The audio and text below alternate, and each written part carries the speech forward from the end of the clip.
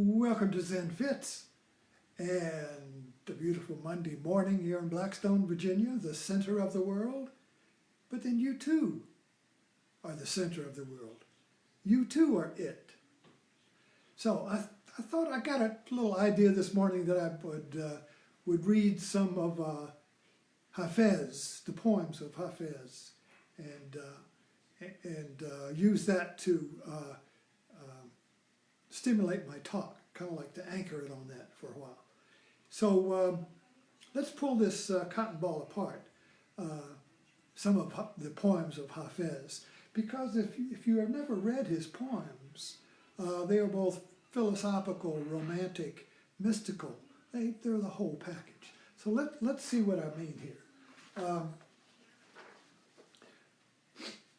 So let me read this poem, and then we'll take a look at it, pull the cotton ball apart. God, disguised as myriad things and playing a game of tag, has kissed you and said, "You're it." I mean, you're really it. Now, it does not matter what you believe or feel. For something wonderful, Major League wonderful, is someday going to happen. Now, isn't that a beautiful poem? I use that on my email as, you know, in my signature of my email that goes out with my emails. So let's start with God disguised as myriad things. Okay, so everything is God, even you. Everything. The one that has no second. But God is not it.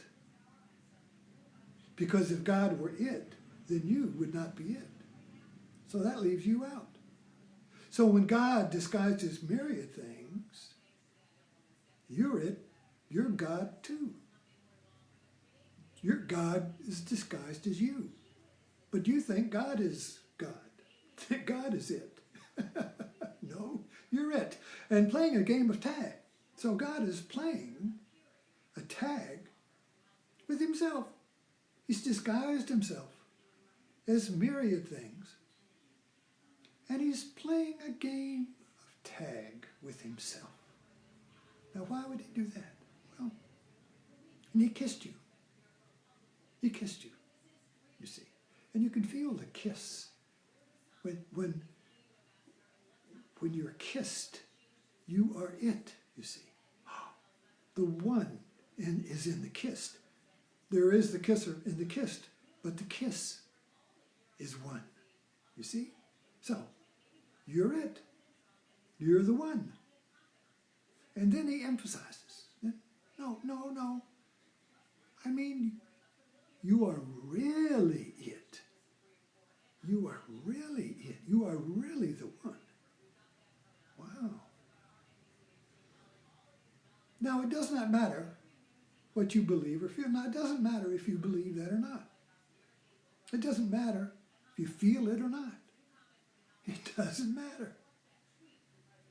For something wonderful, Major League wonderful. Now, I'm sure that was the translator threw that in because they didn't have major leagues in ancient Persia.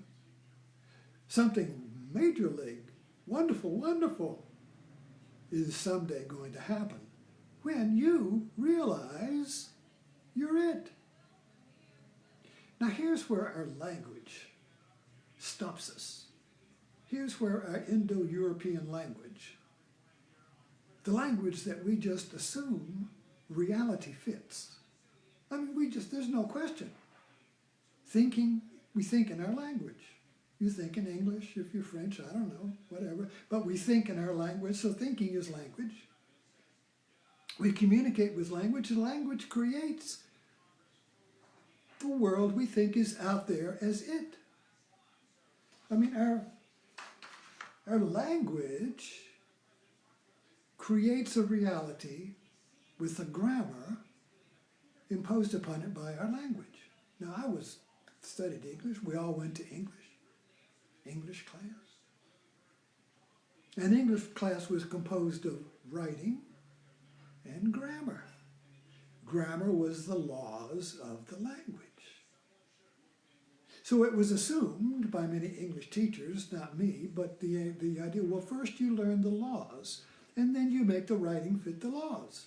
So if you don't make the writing fit the laws, then you've got red marks. I remember my wife was a retired English teacher, and I used to give her write my stuff, and I'd give it to her for comment, for opinion.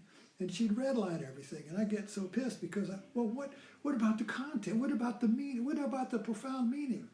And all she could see was the errors. So I learned how to proof my own writing. Thank you, autocorrect. But the point is that our language frames the world as being a bunch of it's. Third person. Third person, there's first person, second person, third person in our Indo-European language. There's a subject, there's a verb, there's a noun. Subject, verb, object. Subjects do stuff to nouns. Nouns have stuff done to them. Different stuff. In other words, the subject and the noun are not the same, unless you got an equal sign, and is there. Something is, and that's a metaphor. So if I say you are a lion, that's a metaphor. So anyway, the point is that we think, we believe, we see, we assume that everything is an it, including me. And there are billions of it's. In fact, our particular science and our knowledge creates it's faster than we can learn them. So some doctors were here, medical students were here the other night, we're talking about, and a medical student goes into medicine, and they are in a tsunami of it's, a tsunami of nouns, a tsunami of new words, and a tsunami of bits, and they're struggling to find the context that will hold it all together and make it fit, you see. But at the beginning, it's just a snowstorm of bits. Everything is dissected and named, you see. So it's like knowledge is a butcher. You just keep butchering up stuff and naming it into smaller and smaller bits, smaller and smaller it's, you see. Well, what is the it that holds it all together?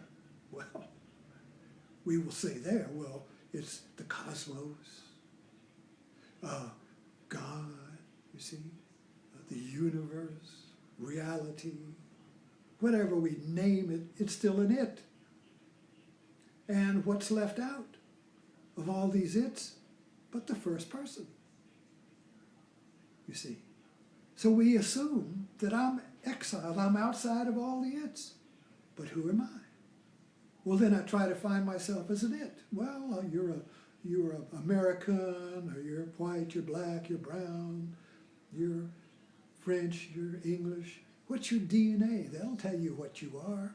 Oh, you get your DNA. No, what a hoax. You go get your DNA and you find out you're an it. You're just a bunch of bits. Oh, well, there I am. I'm a little bit of this, a little bit of that, a little bit of that. Oh, now I'm at rest. Now I know who I am, a bunch of bits.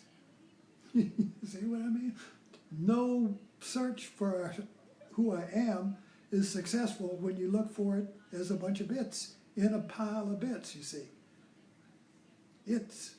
Everything's an it. Who's the first person? Well, the first person is not an it, because an it is the myriad things. See, the it is God disguised himself as it. God disguised himself as a myriad things. So what? Now here's the heresy. You see, here's the heresy of Christendom. The Christian civilization. Christian civilization. I was just watching a documentary last night on Acorn, my favorite streaming channel, and it was on the history of the British monarchs. And I hope I'm not digressing here, but I think this is relevant, is that the Anglo-Saxons came from German tribes, and they were kind of like submariners in the sense that they were tribal, and they had no God king. I mean, they elected a king, a leader, but he was one of the people. he was not really that special. He could lead them, but he wasn't divine, you see. So when Christendom came, when Anglo-Saxons got converted to Christianity, they got converted into the Holy Roman Empire, Holy Roman Catholic Church, which is a pyramid structure with God and the king. Now the king was anointed, you see. Now the king was the son of the God, was it. Now the king was it, and all the people were just sub-its, bits, you see. Whereas in the tribal organization, everybody's the same. They elect a leader, but he's not special. He's not divine. He's not the one it, you see. He's not. So what happened was that we have to have a first person. Grammar. You can't, the grammar rules of the grammar is first person, second person, third person. You can't have grammar without the first person. I. You see, the first person. Everything, of course, a lot of times we write in the third person and we're talking about it. But a lot of times you write in the first person. I did this, I did that, I was afraid, I felt this, I felt that. You see, I. You can't take I out of the equation, even though we may try. You see, science tries to take I out of the equation and says it's just objective. The scientist is not even there. It's all objective, you see. Yeah, it's all it's. We're just analyzing it's, but the scientist is not there. The first person is not there. Alchemy in the Middle Ages, the first person was just all mixed up in it, like gin and vermouth, Alchemy was a martini. You couldn't separate the scientist, the first person from the second. So the scientific method came and separated, took the first person out, and made everything in it. So now we live in a world of it's, and we're starving for the first person. Who am I? And all we can find is another it. No matter how much we chop and separate and operate and calculate and weigh, we always end up with an it. It's not satisfying. It's not fulfilling. It's not complete. It's not complete. So this poem is talking about completion. So God disguised the myriad of its, and he's playing a game with you. So the game is that you have to see it's a game. The game is that you can't take this seriously. You can't take this grammar seriously. Now I know when as a writer, a self-taught writer, I discovered that the way to get your first person free, to free your first person, is to let it flow.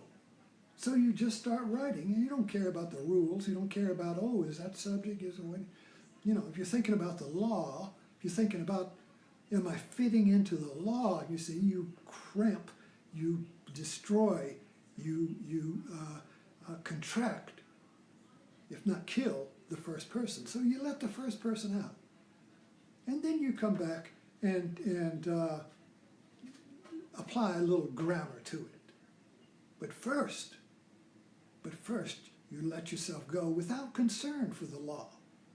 And then you come back with the objective rules and correct the spelling and the punctuation and the plural or singular and all of that stuff, you see. But only after you discover your first person.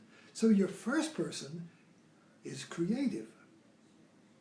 Your first person is the creative I. And then you can look at yourself as an it and say, well, I'm that. So I is first, it is second. But in our culture, it is first. And I is not even on the map. The first person is not on the map. So let's end with this little Zen story of the 10th man. So 10 people were going across the river in a boat, and when they got to the other side, they looked around. Wait, did we all arrive? Let me count. And so one person, he counts 9. Oh my God, we're missing one. Another person counted. 9, we lost one. Oh my God, no matter who counted, there were 9 people there. So a stranger came along and he counted. And he counted 10. Now, if you count 10, you're wrong. If you counted 11, you're wrong. Now, how many people crossed, you see? The counter is missing. The first person is missing. The first person is a ghost in the its, you see. And that is the game of tags, you see. That is the game that God is playing, you see. You are it, which means, well, you have to figure it out. Thanks for dropping in.